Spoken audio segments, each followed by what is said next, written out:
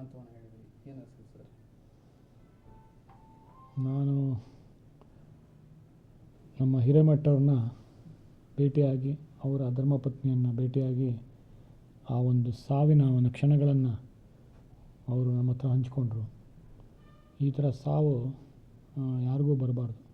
ಯಾಕಂದರೆ ಒಂದು ಅವರಲ್ಲಿ ನಮ್ಮ ನೇಹಾ ಹಿರೇಮಠವರ ಒಂದು ಸರಸ್ವತಿ ಭಾಗ್ಯ ಇತ್ತು. ಅವ್ರಿಗೆ ಡಿಗ್ರಿ ಮುಗಿಸಿದ್ರು, ಪೋಸ್ಟ್ ಗ್ರ್ಯಾಜುಯೇಷನ್ ಓದ್ತಾಯಿದ್ರು, ಒಂದು ದೊಡ್ಡ ಭವಿಷ್ಯ ಇರೋಂಥ ಒಂದು ಮಹಿಳೆ. ಆ ಥರ ಒಂದು ಹುಡುಗಿ ಒಂದು ಅವರ ಕರಳಿನ ಕುಡಿಯನ್ನು ಅವರ ಕಣ್ಣು ಮುಂದೆ ಕಳ್ಕೊಳ್ಳೋದಿದೆಯಲ್ಲ, ಅದು ಅದಕ್ಕಿಂತ ದೊಡ್ಡ ನೋವು ಒಬ್ಬ ತಾಯಿಗಾಗಲಿ ಒಬ್ಬ ತಂದೆಗಾಗಲಿ ಇಲ್ಲ. ಯಾಕಂದರೆ ನಾನು ಗೌರಿ ಲಂಕೇಶ್ ನಮ್ಮ ಅಕ್ಕನ್ನು ಕಳ್ಕೊಂಡಾಗ ನನಗೆ ಒಂದು ದೊಡ್ಡ ಆಘಾತ ಆಯಿತು. ಅದಕ್ಕಿಂತ ಮುಖ್ಯವಾಗಿ ನಮ್ಮ ತಾಯಿನ ನೋಡ್ತಾ ಇದ್ದೆ. ಅದು ಯಾರಿಗೂ ಬರಬಾರ್ದು ಆ ನೋವು ಅನಿಸ್ತು ನನಗೆ. ಆ ತಾಯಿಯ ಕಣ್ಣೀರು ಅವರ ಮಗಳನ್ನು ಕಳ್ಕೊಂಡಾಗ ಇದೆಯಲ್ಲ ಆ ನೋವು, ಅದು ದುರಂತ. ಅದು ಮತ್ತು ಒಂದು ಭವಿಷ್ಯ ಇರೋಂಥ ಒಂದು ಹುಡುಗಿ ನೇಹಾ ಹಿರೇಮಠ. ಮತ್ತು ಅವರ ತಂದೆಯನ್ನು ಭೇಟಿಯಾಗಿ ನಮ್ಮಲ್ಲಿ ಎಷ್ಟು ಶಕ್ತಿ ತುಂಬಕ್ಕಾಗುತ್ತೋ ಅದನ್ನು ಪ್ರಯತ್ನ ಮಾಡಿದೆ. ಹುಬ್ಳಿಗೆ ಬಂದಿದ್ದೆ.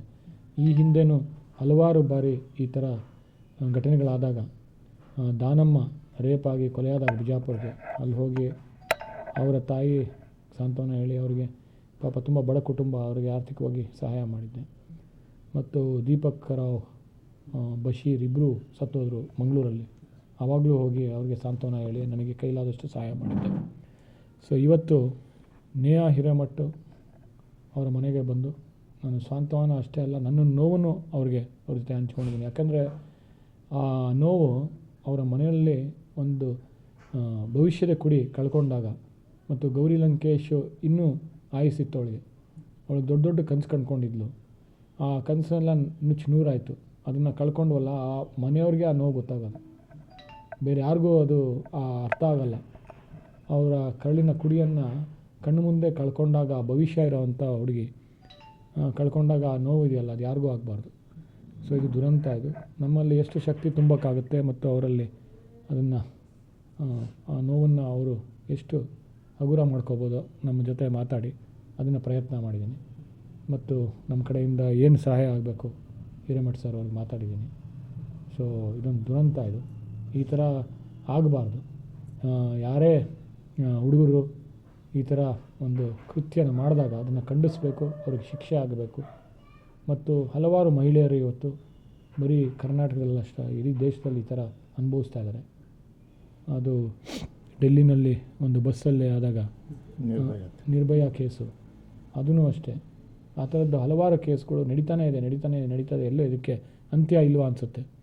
ಯಾಕಂದರೆ ನೋಡಿ, ಭವಿಷ್ಯ ಇರೋಂಥ ಮಹಿಳೆ, ಒಂದು ನಟಿಯ ಕ್ಕಿಂತ ಸುಂದರವಾಗಿದ್ದು, ಒಂದು ಅದ್ಭುತವಾದ ಪ್ರತಿಭೆ ಇತ್ತು, ವಿದ್ಯಾಭ್ಯಾಸ ಮಾಡ್ತಾಯಿದ್ರು, ಕನಸುಗಳನ್ನ ಕಟ್ಕೊಂಡಿದ್ರು. ಅವರು CIDಗೆ ಪ್ರಕರಣ ತನಿಖೆ ನಡೀತಿದೆ ಸರ್. ಅಪ್ಪ ಅಮ್ಮ ನನ್ನ ಜೊತೆಗಿದ್ದಾರೆ, ಕಳ್ಕೊಂಡಿದ್ದಾರೆ. ಮತ್ತೆ ನೇಹಾ ಅವರು ಬರ್ತಾರಾ ವಾಪಸ್ಸು? ತನಿಖೆ ಮಾಡ್ಬೋದು, ಆದರೆ ಕಳ್ಕೊಳ್ಳೋಕ್ಕೂ ಮುಂಚೆನೇ ಈ ವ್ಯವಸ್ಥೆನ ಬದಲಾಯಿಸಬೇಕು. ವ್ಯವಸ್ಥೆಯಲ್ಲಿ ಬದಲಾವಣೆ ತರಬೇಕು. ಯಾಕೆ ಅಂತಂದರೆ ಮಹಿಳೆಯರಿಗೆ ಇವತ್ತು ರಕ್ಷಣೆನೇ ಇಲ್ಲ. ಯಾರು ಬೇಕಾದ್ರೆ ಬಂದು ಇಲ್ಲಿ ನೀವು ಚೂರಿ ಮಾಡಿ ಮರ್ಡರ್ ಮಾಡಿ ಅದು ನೆರೇಟಿವೇ ಚೇಂಜ್ ಮಾಡ್ಬೋದು, ಬದಲಾಯಿಸ್ಬೋದು. ಆದರೆ ನೇಹಾ ಮತ್ತೆ ವಾಪಸ್ ಬರ್ತಾರಾ?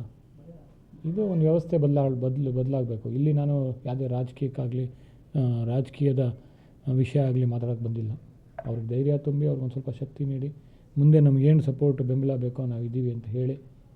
ಇನ್ನೂ ಒಂಥರ ಮನೆ ಆ ನೋವಲ್ಲಿ ಇನ್ನೂ ನರಳ್ತಾ ಇದ್ದಾರೆ ಅಪ್ಪ ಅಮ್ಮ. ಇದು ದುರಂತ. ಇದು ನ್ಯಾಯ ಅವರಿಗೆ ಸಿಗಬೇಕು. ಅದು ಕಠಿಣ ಶಿಕ್ಷೆ ಆಗಬೇಕು. ಅಷ್ಟೇ ಅಲ್ಲ, ಮುಂದಿನ ಒಂದು ದಿನಗಳಲ್ಲಿ ಮಹಿಳೆಯರಿಗೆ ಒಂದು ರಕ್ಷಣೆ ಸಿಗಬೇಕು.